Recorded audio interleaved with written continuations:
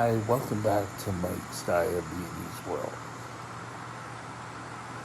Today I want to discuss my diagnosis story. Seems like everyone has got their diagnosis story online. I have been writing my memoirs, so I thought I'd give you chapter one of my memoir, so maybe more chapters will come later. But we're going to start with chapter one. Chapter one, the beginning. Hi, I'm Mike.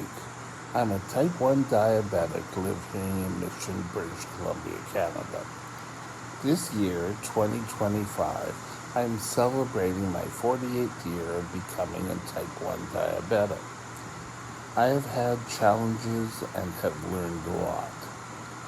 This memoir can hopefully inspire other T1Ds in their journey. Let's start early in 1977. I graduated from elementary school in June, and after a summer break with 300 other young adults, we began our high school life. Grade 8, here we came. I was a typical awkward fat kid. On the first day of school, nothing I wore fit, and most of my wardrobe was bursting at the seams. The next day, my mother and I would go shopping for school clothes. I walked from my house to the school wearing a red Star Wars shirt. Star Wars had premiered over the summer, and I felt funky and groovy in my shirt. I reached the school with 5 minutes to spare. I walked into the foyer of the school, wondering how I would navigate this massive building.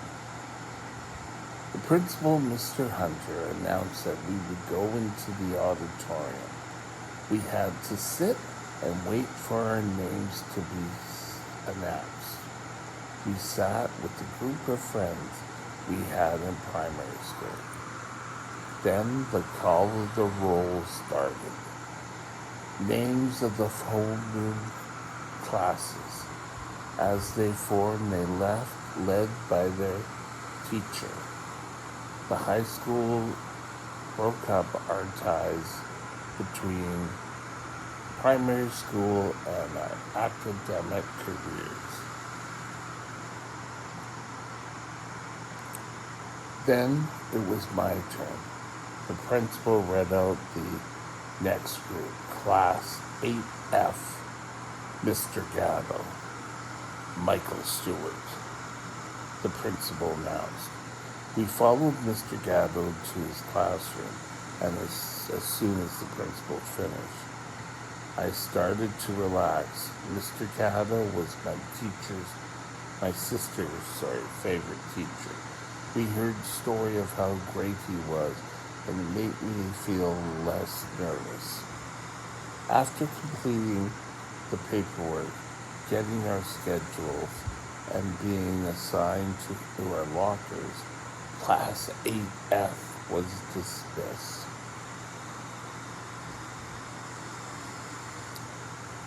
Story of the hand, and I'll use this one. Heading home from school, I met up with some of the bullies from primary school. They started up again, harassing me about my weight. Somehow I felt different. It hurt more. I walked away and headed towards home. When I got home, I looked in the mirror, and all you could see was my fat rolls bursting to be free. I was disgusted with myself. I always knew I was a fat kid, but I thought this year would be different. High school was to be the best years of your life, my parents and their friends said. On my first day, I didn't see it. I quickly changed into my PJs and went to dinner. No No dinner. Sorry, and went to bed. No dinner. I just wanted my day to end. During the first week of the school year, I continually got bullied about my weight. Every day it was the same crap. Then slowly things began to change. Something big was about to happen. I didn't know what. While on summer break, I developed a scabby type sore under my lower lip. It started as a speck and it multiplied in size quickly. In a week, it was about the size of a quarter. Please do not quote me precisely on the timeline. It happened quickly. I was continually touching it in hope of making it heal. My mother said, "Leave it alone, it will heal faster." It was Friday, the first week of school. The first big event of the school years, the inter-house indoor track meet was happening. And we had classes in the morning, and in the afternoon, the event would be in the afternoon. That Friday morning, I walked into my first class, and immediately my teacher saw my scab, and the teacher panicked and sent me to the nurse. The nurse looked at the sore and was alarmed. My mother had to come and get me. Off to the doctor we went. The doctor diagnosed it with impetigo. Impetigo is a skin ailment caused by a virus. The doctor prescribed an ointment, an oral antibiotic. I was diagnosed on Monday, and by Wednesday morning, I was back at school. My rash had cleared up over the next 2 weeks.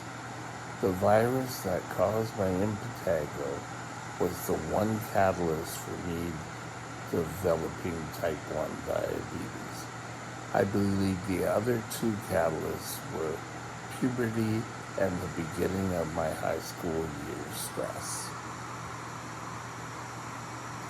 The first symptoms of my diabetes to develop was thirst. It was slight at first. Every time I saw a water fountain, I would have a drink. Nothing I couldn't handle. And then the thirst progressed. I was beginning to notice I was drinking more and more.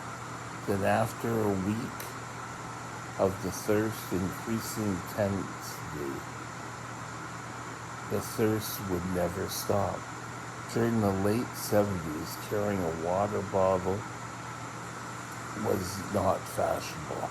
I would drink a few glasses before leaving the house and race to the water fountain at school. I ended up carrying a bottle of water, which was heavy. It was a milk bottle, and it never lasted. I had emptied it by the time I got to school. Sorry, misread that. I always had to leave class to use the washroom. My teachers asked why I had to leave the classroom. I tried to make deals with myself. The deal would include if I drank water and went to the bathroom, I could make it to the upcoming class. It never worked. I broke the deal every time. I soon discovered that the water bottle was too heavy as my thirst started to get worse and worse. I found a house with a hose outside. I would stop there and when I returned from school and drink from the water hose.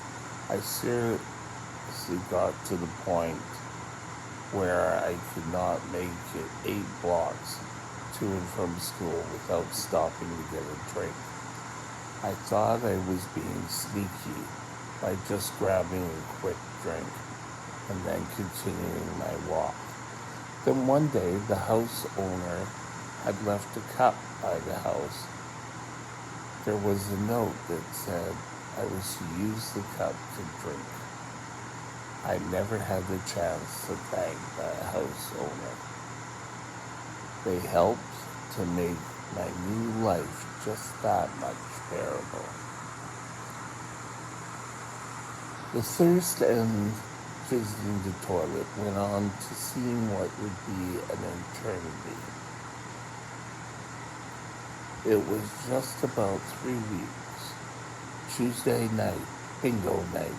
My mom, my aunt, and her friends would go to bingo. This Tuesday, I was drinking water when my mom left, and when she got home, I was still drinking. That night, I was up peeing and drinking water, which seemed to be every half hour. I told her I was continuing drinking water. Nothing I was able to do could stop the thirst. I thought I was hiding my thirst well. Guess I was wrong. That night, my secret was broken. The following day, my mother woke me up at about 10 o'clock. She had switched off my alarm earlier. My mother said, "Get up, you have a doctor's appointment at 11. I washed up, got dressed. I remembered we had to take a first morning urine sample to the doctor. We bundled up and headed out the door. I do not remember waiting in the waiting room. Next thing I remember was sitting in the exam room. The doctor came in and had done a dipstick reading on my urine sample. He said, "You are showing ketones, but I wouldn't worry about it yet. It looks like you have lost some weight. That could just be the cause. I know now that it is a significant symptom of T1D. He conducted the exam, and I had to go for blood work.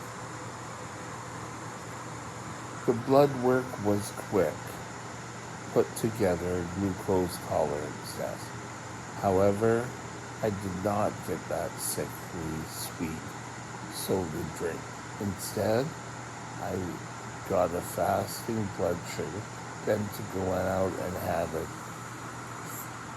full meal. We went to a pancake chain and had lunch. We waited 2 hours and then went back for another test.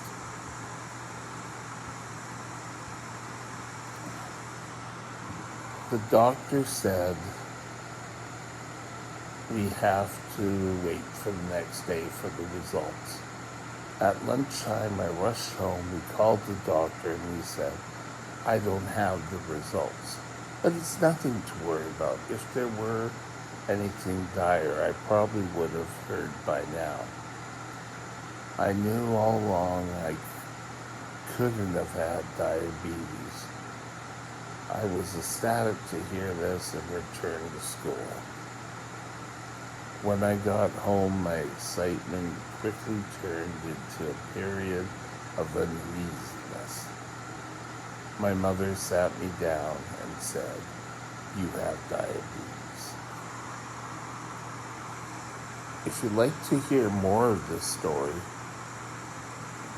make a comment down below and I'll continue with reading it. Have a great day and we'll talk again soon. Bye now. My email address is mikesdiabetesworld@gmail.com. All one line. Drop me